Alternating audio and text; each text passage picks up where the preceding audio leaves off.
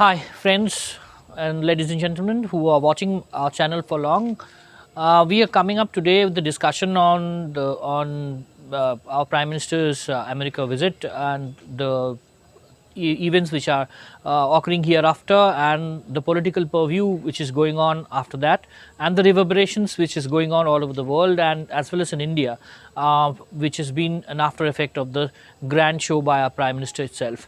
Now, for a long, we were discussing about this mega event.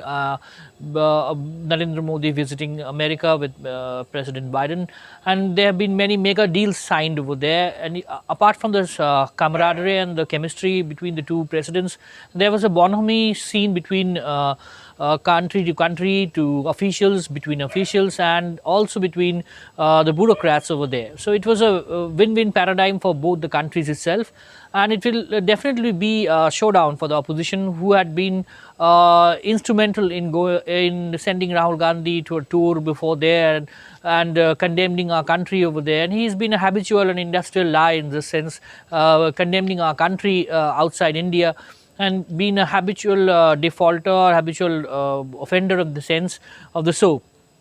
And the lesser the toll, the better.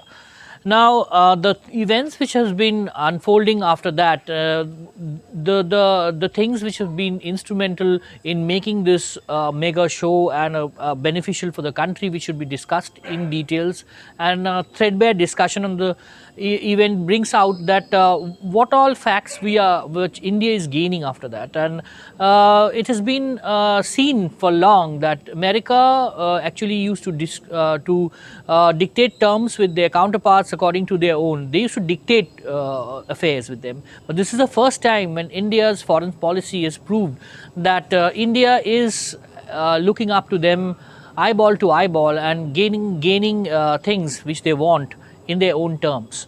So that is a plus point, and this should be acknowledged. This is Narendra Modi's gain in regarding his foreign policy, and we have gained instrumentally through getting the what we call transfer of technology, which was eventually wanted for long, and which actually benefits our industry, our defense industry in India itself, and which will be a boom for the Indian defense industry, which is not only a importer of arms nowadays, but it has turned out to be an exporter of arms. And Atmanirbhar Bharat is regarding that, and it's turned out India to be exporter of arms itself, and we are gaining considerably through these deals. And what all in the plate, and just after the tour, we are seeing Congress is crying foul, like, okay, 26,000 crores have gone by and PM Modi has gifted things to them, which are all rot, because now the deal has just been inked, and it will be taking a year or so for a threadbare discussion on the issue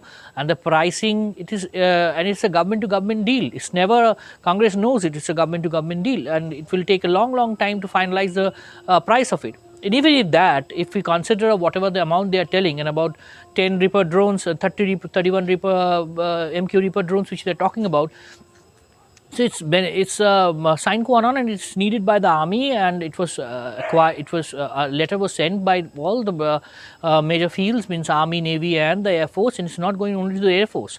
And the Predator drones were needed, and it's a much needed affair to keep the Chinese in check.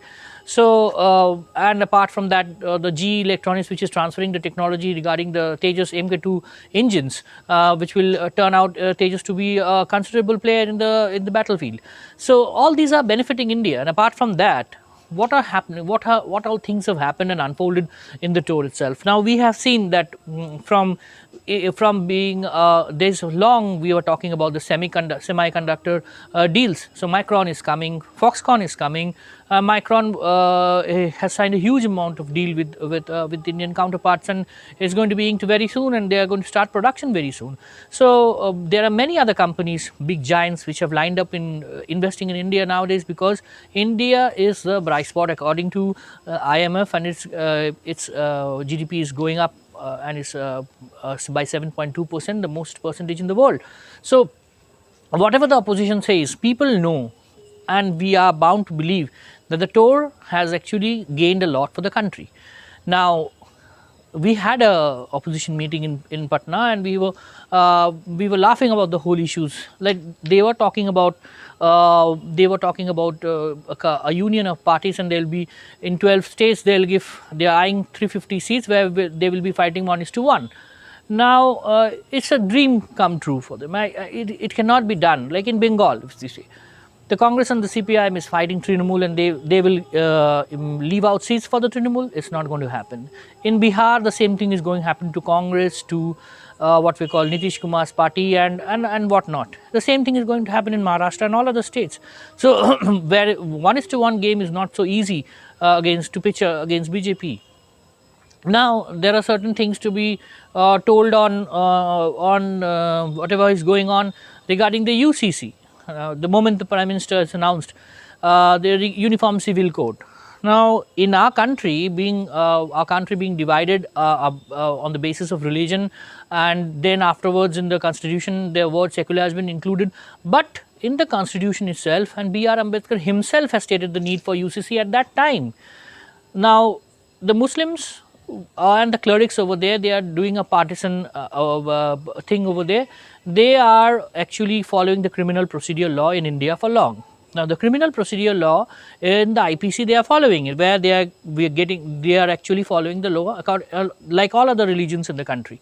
But when all other religions have changed their civil code system, they modernized it, then what will be the succession laws to that?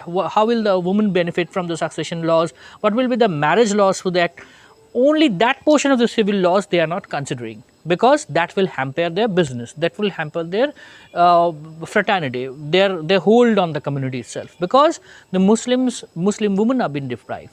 Now, Prime Minister Modi have been instrumental in implementing the triple talaq law. Similarly, if this UCC comes, who will be benefiting? The Muslim women, because if they follow this thing nowadays, what the rule is going on, a woman in the Muslim society after the death of his husband actually gets 1/6 of the property, where the son gets half of it. On the contrary, in a Hindu law, we are seeing that it is after the death of the father, the son, the daughter, and the wife itself gets an equal division of their property. So they have been deprived from that. And apart from that, there are many bifurcations regarding the nikah halala affair. A Muslim woman who have been given a triple talaq can't marry again, otherwise the practice of nikah halala, which is also another mala fide act.